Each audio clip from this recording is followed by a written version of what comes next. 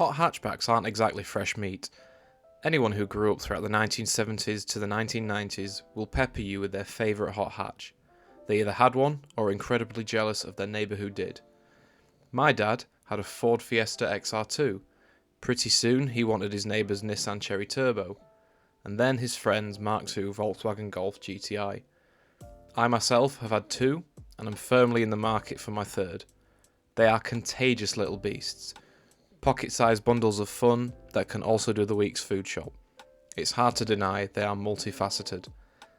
Whether your allegiances lie with the Renault 5 Turbo, Mini Cooper John Cooper Works, Peugeot 205 GTI, Honda Civic Type R, Audi S3, Renault Clio V6, or Abarth 595, among countless others, there's one car in particular that's been leading the charge in the modern era of pocket-sized motoring.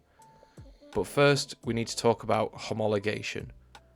Road-going cars don't exactly have a likeness to a Formula 1 car or an endurance hypercar, aside from the wheel in each corner, of course.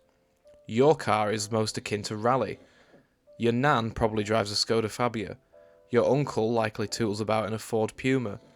Your parents have a Volkswagen Polo or a Citroen C3, guaranteed. And while none of these cars were developed specifically with rallying in mind, some performance cars are built from the ground up to be the ultimate rally-winning machines. In rally, or other series that are production-based, the entrants are based on vehicles available to the general public. The idea behind this is to make sure manufacturers aren't simply developing cars with the intention of being ultimate racing machines. This is homologation. The inception of this idea came during the mid-80s and the infamous Group B rally class. Manufacturers were given incredibly loose development restrictions, birthing iconic rally cars like the Lancia 037, Audi Quattro, and the Peugeot 205 T16. All three of these cars pushed the boundaries but influenced the modern rally cars we see today, be it four-wheel drive, mid-engine layouts, or short wheelbases. Even better for the manufacturer, only 200 production versions needed to be made, 4% of the former rules and regulations. This meant they could pump out a tiny amount of homologation specials and then enter straight into Group B. The Subaru Impreza WRX STI, the Ford Escort RS Cosworth, the Mitsubishi Lancer Evo 6 TME, and the Lancia Delta Integrale were instant motorsport classics when road-legal versions were developed for you or me to purchase. Though Group B was dissolved in 1986 after radical developments made it the faster, more dangerous series of the World Rally Championship, homologation specials still pop up from time to time, but in an era of electric, eco-friendly developments, they are becoming few and far between. However, in 2020, your nan's favourite car got the rally treatment, and in partnership with their Gazoo racing division, the Toyota GR Yaris was born. Developed entirely to meet the WRC homologation rules, it's a four-wheel drive, three-door city car that packs a punch. Led heavily by Toyota CEO Akio Toyoda, who saw the GR Yaris as his passion project, the design deviated from the regular five-door build of road-going Yaris models, despite sales of three-door vehicles being on the decline. Despite this change, the car had to use the same body shell as the production counterparts. To meet the homologation rules of WRC, Toyota needed to produce 2,500 units within 12 months, but figures suggest over 25,000 were made. Four-time WRC champion and former Gazoo Racing World Rally Team principal Tommi Makinen was involved in the design, and he and Toyota would spend plenty of time testing the development mules or prototypes on snow, gravel and regular roads. Joined by chief engineer Naohiko Saito, the trio were able to produce a car that accommodated 90% of their design requests, while still being road-going and meeting the regulations of the FIA and WRC.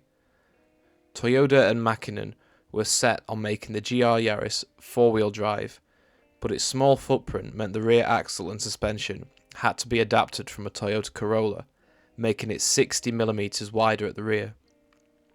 Pair this with abundant aluminium and carbon fibre, and the GR Yaris was lighter but stronger than its road counterpart. So it's a Toyota Yaris with a Corolla back end. Why should you care? The result was a 1.6 litre turbocharged 3-cylinder, the fastest ever to be produced, with 268 brake horsepower.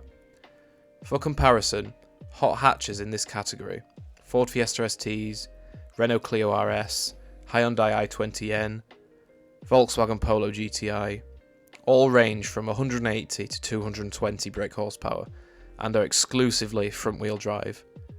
The GR Yaris has a variable four-wheel drive system, where the driver can select to alter the power distribution between the front and rear axles, making drifting and handling just that little bit simpler.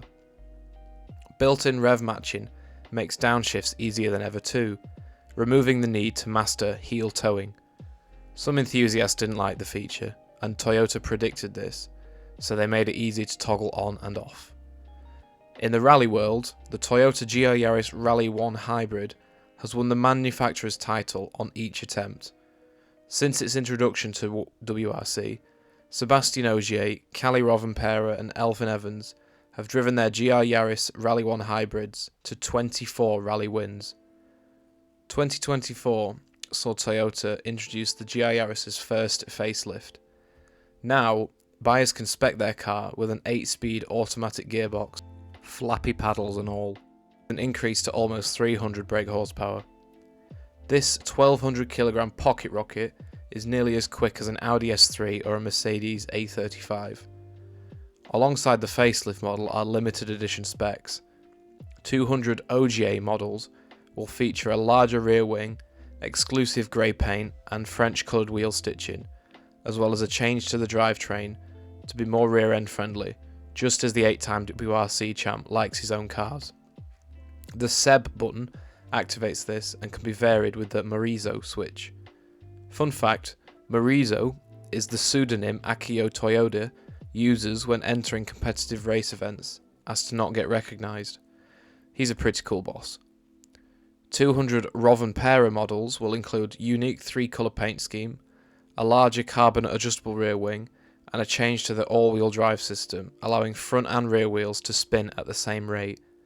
The Kalle button and donut mode provide a 70% rearward bias when entering a corner, and convert to a 50-50 drivetrain split upon exit for reduced understeer and traction. We're now over 4 years on from the launch of the first Toyota GR Yaris. Amidst the COVID-19 pandemic, petrol heads were well looked after, if you could get your hands on one, of course. The demand for these cars was astronomical, and people soon clocked on that they would return an instant profit.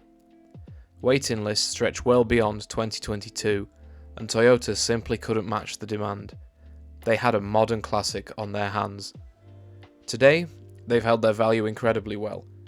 You'd do well to find a GR Yaris under 25,000, and that's with some hefty mileage on the clock. Truth is, this is the first proper car person's car in a couple of decades, the prior likely being the Impreza WRX STI, the Evo 6, or even the Clio V6.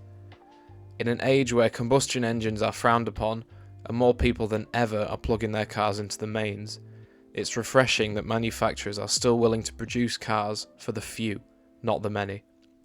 There aren't many GR Yarises driving about, but those that are will be in the hands of somebody who cares. Somebody who appreciates the machinery underneath them. Somebody who likely knows the story of how it came to be. We may never see another car quite like it. If you enjoyed this video, drop me a like and consider subscribing. And while you're down there, check out my blog linked in the description. I write about all things motorsport, esports and gaming. Thanks for watching.